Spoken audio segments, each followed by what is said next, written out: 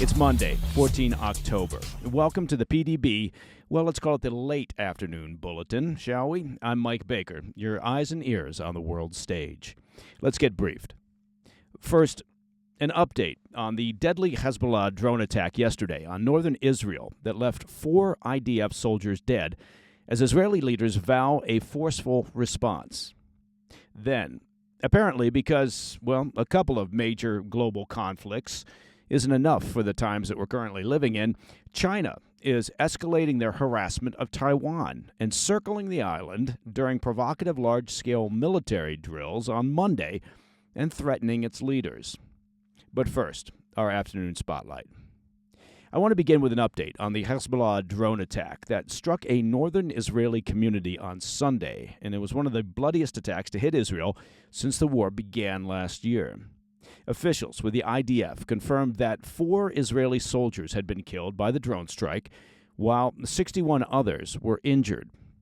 According to Israeli military sources who spoke with the Times of Israel, Hezbollah engaged in a multi-pronged attack Sunday evening in essentially an attempt to confuse Israel's air defenses, firing off several short-range rockets to the north, 3 precision rockets at the city of Haifa, and 3 drones.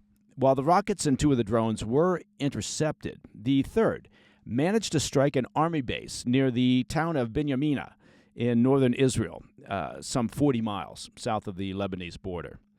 The 4 Israeli soldiers killed in the attack have not been identified, but officials said they were all 19 years old and they were attending infantry training at the base. First responders declared it a, quote, mass casualty event and worked for hours to evacuate the injured, many of whom were suffering from blast injuries and shrapnel wounds. Officials said at least 3 people remain in critical condition, while another 18 had moderate injuries. As we discussed this morning, Hezbollah took credit for the attack and said they were targeting the Israeli Golani Brigade, an IDF unit that has recently carried out operations against Hezbollah in southern Lebanon. Hezbollah bragged that the drone broke through Israel's defense systems without detection. Now, the attack has raised questions in Israel over how the drone managed to penetrate Israel's sophisticated aerial defenses, particularly as there were no reports of air raid sirens or alerts going off in the area before the drone impacted. The IDF senior spokesman said the military would be investigating what went wrong, but acknowledged that Israel needs to improve their defenses when it comes to drones. Israeli Defense Minister Yoav Gallant briefed U.S. Secretary of Defense Lloyd Austin on the incident late Sunday night and promised a, quote, forceful response. So, given Israel's ongoing operations inside Lebanon, what might that response look like? Well, according to sources who spoke to the Times of Israel, the Israeli Air Force will pivot their current strategy in Lebanon to focus exclusively on the eradication of Hezbollah's Unit 127, which oversees drone production, maintenance, and operations. Efforts to kill every member of this unit will now take priority for the Air Force, and intelligence gathering efforts will be squarely focused on this outcome.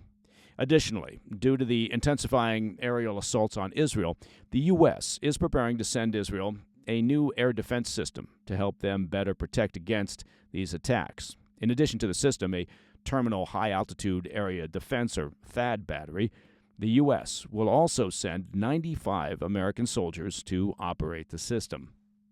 All right, coming up, China is escalating their harassment of Taiwan, encircling the island during provocative large-scale military drills on Monday. I'll be right back.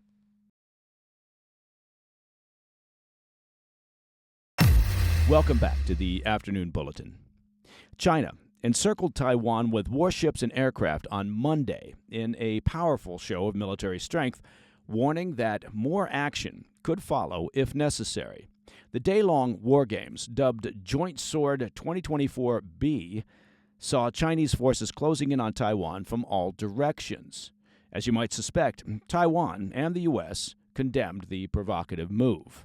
Tensions have been rising since Taiwan's president, Lai Ching-te, reaffirmed the island's sovereignty during a National Day speech just last week, stating, quote, Taiwan is not subordinate to China, end quote. Now, Beijing which views Taiwan as a breakaway province, reacted furiously, vowing to reunify the island by force if necessary.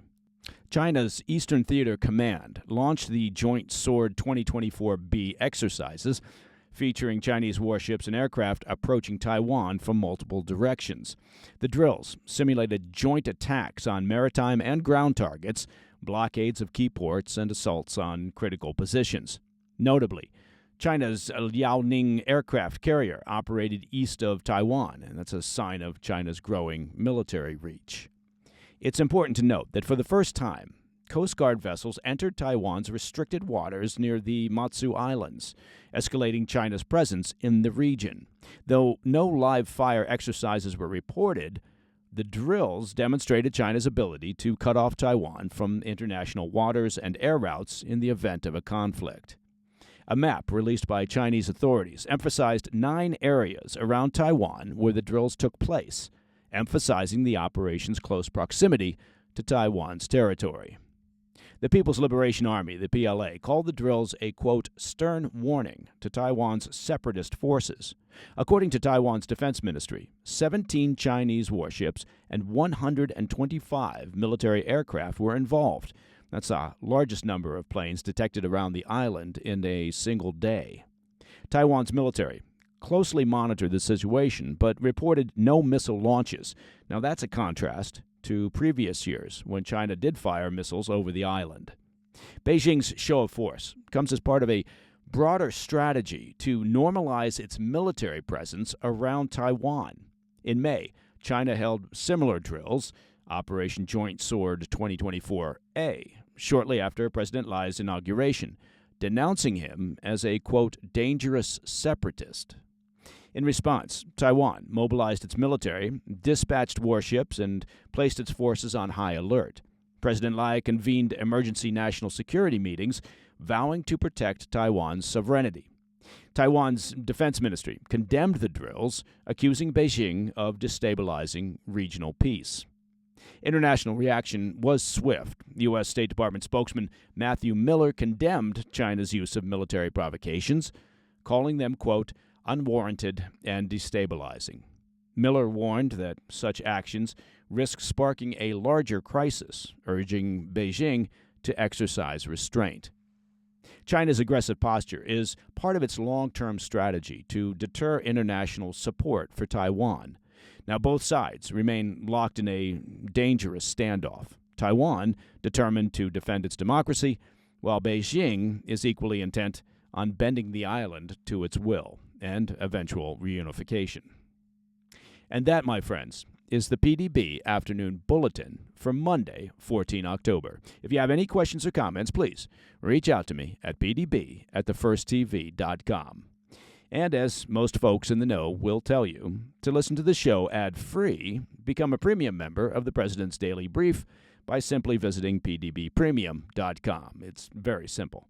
Pound for pound, it's the best value in news. Lots of facts, zero fluff. Okay, maybe there's a little fluff, but not much. I'm Mike Baker, and I'll be back tomorrow. Until then, stay informed, stay safe, stay cool.